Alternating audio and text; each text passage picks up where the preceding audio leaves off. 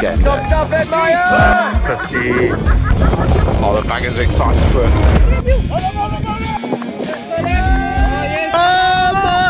Ryan for Nicker, give the people what they want. Best all-rounder at BCC, says Tim Scholz. Lots of Titans, captains, conspiracy being mentioned this week. And Captain Obvious, Daniel Steyer saying there's some rainabouts. So welcome everyone to episode 5 of Seeing Off the New Ball, a Bergvliet Cricket Club original. Lots to recap this past weekend's action with 3 out of our 4 teams in action. My name is Greg Armstrong, your host, and we've got a full house today. We've got Calvyn, Arno and Kenny joining me for today's pods, and we've got lots to discuss. How are you gents doing? Glad to be here again. I'm back again on the pod and excited for it. Yeah, it's always good on a Friday, lads.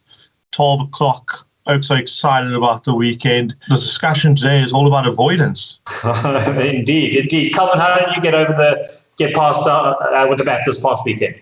I got a 39. Okay. Opened up with a new partner. So that was good. It was good fun. Did you take the first ball? I took the first ball. As the senior batsman, I batted him off to the non-strikers end to watch it. But funny enough, I got a single off the first ball. So...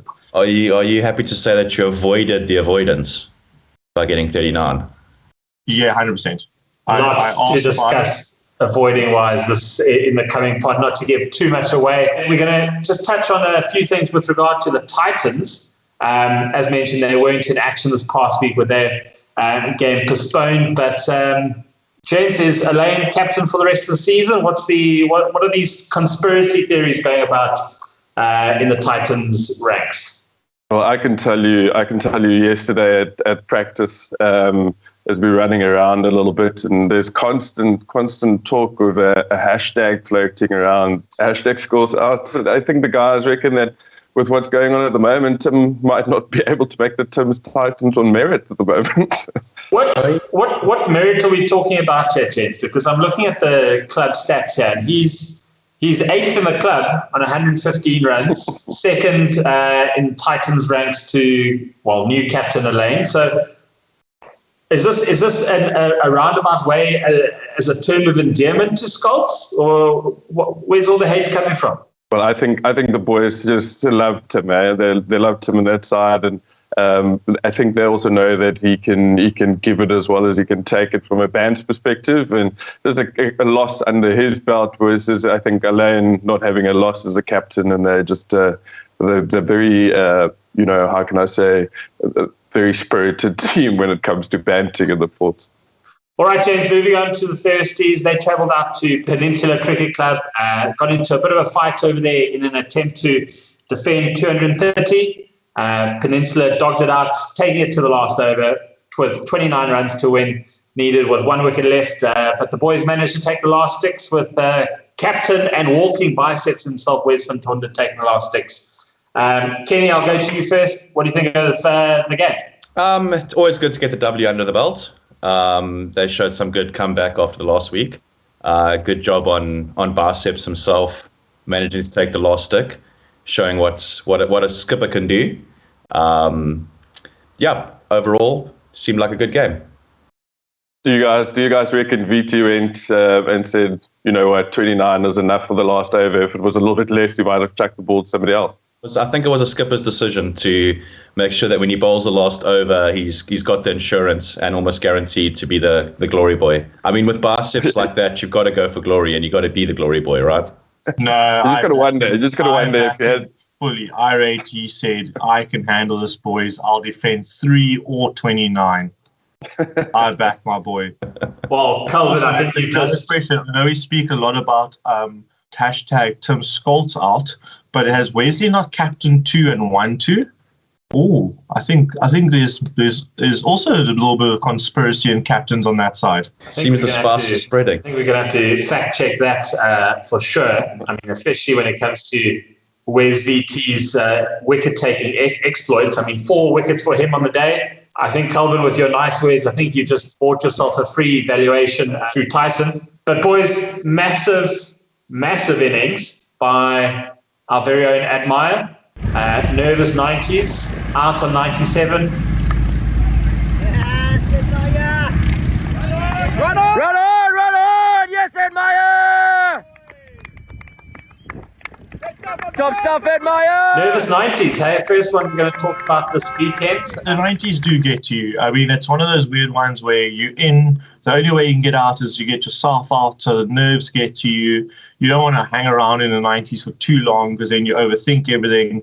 So you try and hit a big shot and get yourself out of it quite quickly, but unfortunately it doesn't always pay off, and sometimes you fall short. I think the best moment in that clip has to be the wicketkeeper turning as a Meyer player's shot. I think that tells you a lot about that league. Ziad also managed a good innings with 53 not outs as he got the boys to 250 to set for the chase. So definitely well batted over there, Ziad.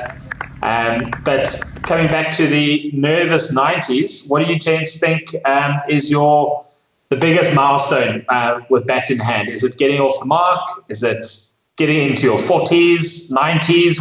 Yeah, I think anybody who considers him half a batsman, even me as a bowling all-rounder, which is also a point of contention in the club.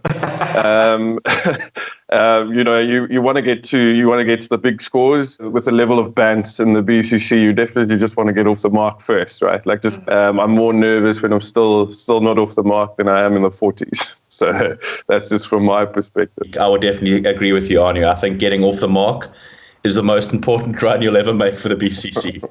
Yeah, if I get a duck this season, I'm in for revving. All right, gents, moving on to the Miracle Men, our Bergvliet Cricket Club second team. They broke out the petrol card again to travel out to the club cricket stronghold in Bergvliet Cricket Club for their reserve G match. So the pressure was on for the boys to continue their winning start to the season. Lloyd Bernard, captaining the ones, meant that stand-in skipper Rushdie put on a masterclass with Mark Anthony as they managed to chase down Belville's 158 for a 7-wicket win. There was a little bit of a early sort of couple of wickets, and you're a little bit nervous, but you feel in general it's not a massive total to go and chase. You would have felt you've done well there to get it down to what it was. And Rushdie explained to me as well and said, listen, there was a couple of wickets that were a little bit nervous, 20 on the board, but then ended up putting a 100-run partnership on between himself and Marky. So pulling it through for the boys and seeing them home. Rushdie takes himself to 206 runs for the season, so he's definitely on the right side of the batting form charts. And as much as we've talked about getting Ryan in yellow, I think there could be some murmurs about getting Rushdie in yellow. And we're going to get the selectors on this podcast very soon to discuss that further. The seconds are going to start going on strike if we start pulling their captain every week. Every time they get a new captain, we promote him to first team. So also just on Mark Hendricks' knock, I've batted with him before in a game as well as, seen him in the nets. I mean, he's looking very good, so I'm glad to see he got the runs he deserves.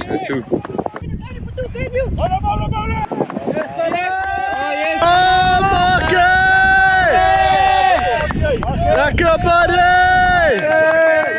Lekker, Marky! Hopefully get himself 100, which will be great. A fantastic performance considering that they lost the best all-rounder in the club as well as their skipper. I think that's a great performance by them on the road. So well done to the Miracle Men. Well done, boys. Well done. And John, as mentioned earlier, this is Rish going to his 50 and taking the boys home. I mean, if we look at that again, the excitement of just going to his 50, I mean, he just completely forgot how to ground his bat. So definitely replay that video. Take a look at him. Just the excitement. Actually overran it.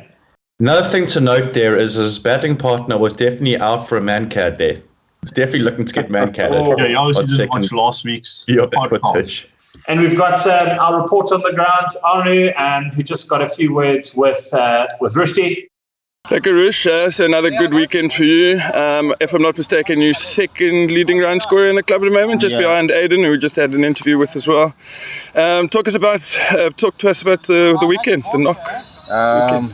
Sure, how can I say? No, it was lekker. We played out in Belville, and the guys Belville batted first, and they did quite well actually. They set the target of 158 for us, and I think we fielded for 30 odd overs. Quite hot out there.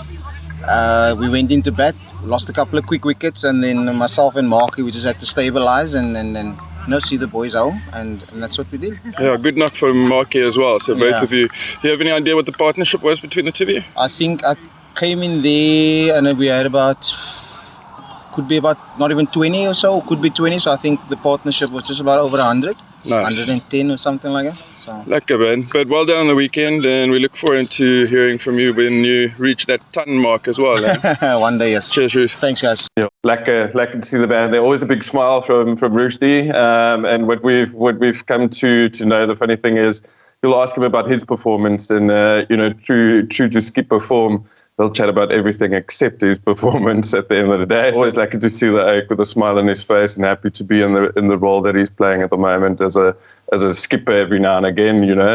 For the twos, lovely lad to have part of our club. All right, gents, we're going to head over to the ones, the first team. They got back on the horse after their first loss of the season away to Fishhook, which left a bad taste in the mouth for all involved. So the backlash was imminent as Macassar Cricket Club travelled to Franksfirth to take on the boys. Macassar won the toss and put the boys into bat, managing a total of 223 all out in 46 overs, with the bowlers putting the squeeze on Macassar, with their opener carrying his bat in a losing effort, eventually going down by 67 runs. So good win for our ones. Calvyn, you were there, lots to discuss. Take it away. Yes, it was a good day. We had a new opening partnership, as I've spoken about earlier, and it was good. I saw the first ball. Their bowling attack wasn't the strongest, to be honest, so I think a lot of the wickets was getting ourselves out. We also had Bacas in the T20, so they definitely had some bad beef left. They came at us a little bit hard in the fields and the chirps. But yes, Dan Steyer had the gentleman who spoke the most. He had him on the floor about 4 times in his batting innings, so that was a good laugh. We all enjoyed that. Obviously, as we all saw earlier, Aidan Carson carried the bat and also got us over some good runs with a good 96 knock. A few guys chipped in here and there. Aidan Carson's in the mix here, away from his 50. Let's see if he gets to this ball. Oh, there's a 50. Look at him go. Turning for 2. Not even tired.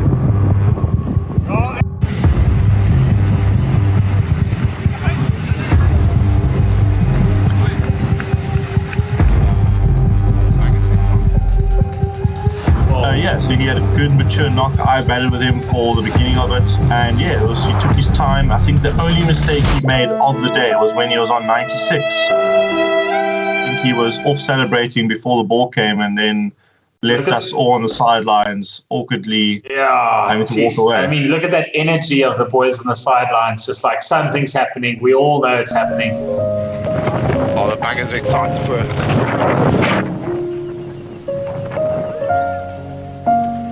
And Big part of it as well is like when you're standing there, you're really nervous, and then you have the entire team walking up to the boundary with phones out to try and record your 100. And I don't know if maybe those phones out and video cameras out next to the field is getting in your head a little bit and say, it would be nice to get to the 100 in a big shot, in a big fashion, and get it over the boundary. let's hear from the man himself out of 96, talking about the nervous 90s. Arno on the ground with Aidan Carson. Osberg, once again, very well done on your knock on the weekend. 96. Tell us a little bit about it. Do you enjoy it, and how was the feels coming out to the naughty 90s? Thanks, Arno. I really enjoyed that knock. It was just something I just took my time with. Didn't really try anything too rash. Played as I saw the ball. Put the bad balls away when I needed to. And yeah, unfortunately, I couldn't tick over into reach the 100. Got a bit nervous there towards the end. But I'm just happy to get back into the runs. So would you say this is what you do when you get nervous, eh? Run past cricket balls down the track? Wouldn't say often, but now and again I haven't reached 90 that often, so time will tell. Thanks, Bagger. We look forward to the ton next time. Cheers, mate. Saying with that interview, Aidan seemed to have very still feet there, so I'm not too sure why he couldn't apply that in the middle. It is what it is. Great knock from Aidan, though, all jokes aside. Definitely held the innings together nicely there. Also, a massive shout out. I was following on stumps, and massive shout out I think has to go to Alex and Matty James. Their bowling, they really turned it around, because it looked like the guys were off to a flyer. It was definitely a little bit of a nervousness about me watching them. I was like, come on guys, let's get those wickets. And it looked like Matt and Alex really turned it around. They squeezed hard, picked up a couple of wickets, and then allowed the other bowlers to come back in and clean up. Great depth shown there with that bowling lineup. Unfortunately, it seems like Lloyd Bernard as well. I mean, his only job as skipper was to win the toss, and he didn't manage to do that. So, not ideal. We managed to bat first anyway, so luckily they gave us what we wanted. I think there's an elephant or two in the room that hasn't been discussed. Wow. Okay. You know what? Here's, first of all, wow. All right, I can't even... You know what? Wow. And Ryan van der Kerk getting the call up, rocking up to the field with his own physio. He also had bacon and eggs ready for the lads. He was trying to cement his place in the squad. And then he went out and got a second ball duck. Oof. So we've given the people what they want. And I hope he does get the second chance. And then I see, I don't know if you guys have noticed, but I see my faces jumping around the screen. Clearly there's some people in my household doing Black Friday shopping. So the missus probably online shopping through everything. And then there's also a funny story in the squad. The scorers made a little error, and Lloyd Bernard's 1 run off 3 balls was taken away from him, and it showed that he also got a first baller. So as you can see in the background, a lot of images and laughs going around about 3 balls being faced between the 2 guys. And in the photo that we've made the comment on was the 2 of them very excited at the beginning of the day. Little did they know that there was going to be 3 balls between the 2 of them. Lots of fighting speak about from Lloyd, from what I hear about him fighting for that 1 run for the Sats. Reminds me of Craig Griffin coming off the field out on 0, but defending the fact that he went out on 4 leg buys and wanting those runs.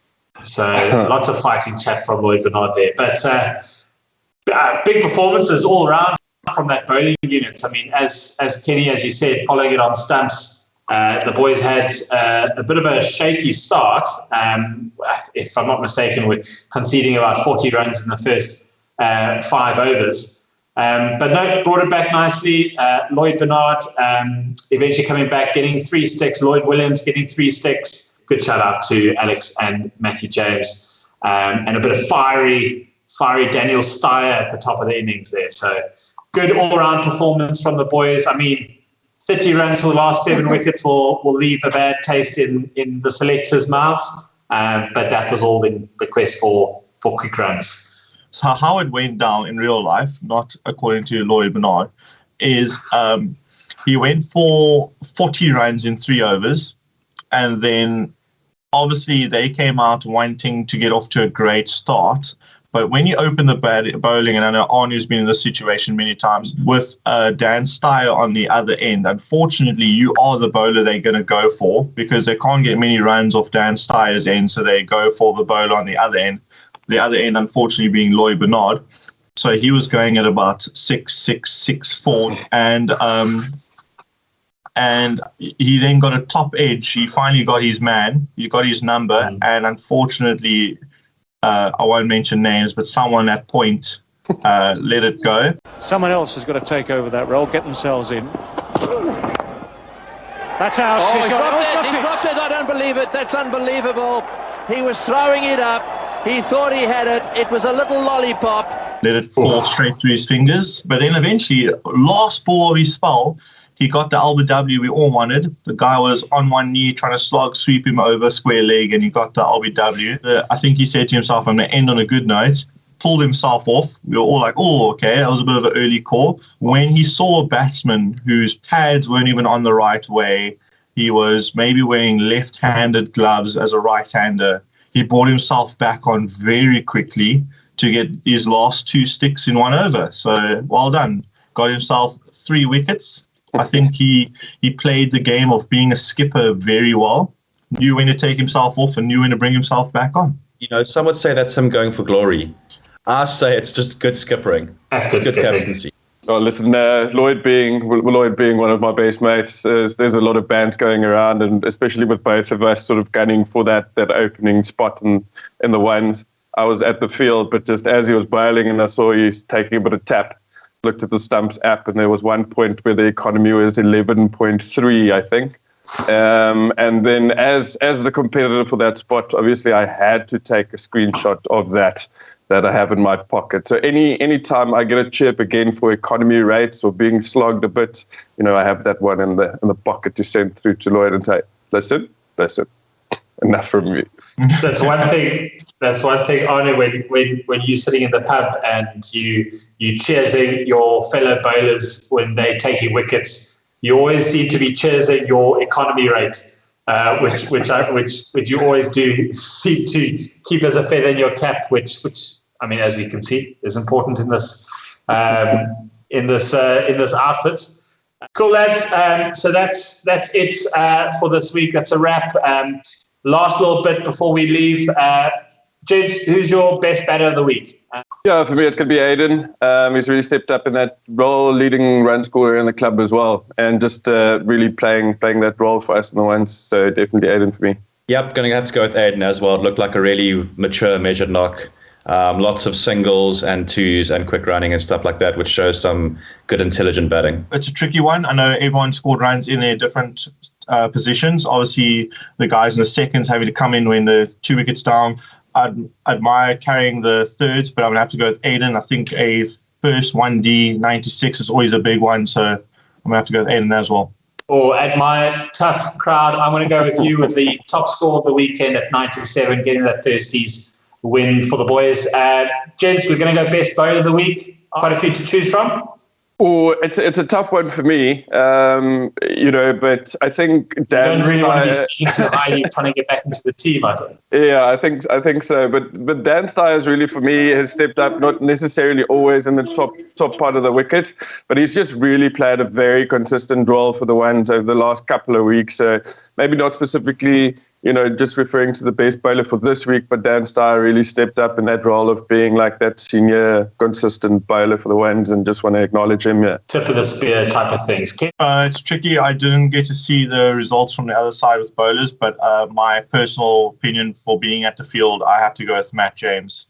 I think he came in at a tough time, into the wind, not the side he wanted to be on, and he still gave us a performance and very big wickets. So Matt James, you're my guy. I'm going to go with what I said earlier is going to be Matty James / Alex. I think they did really well.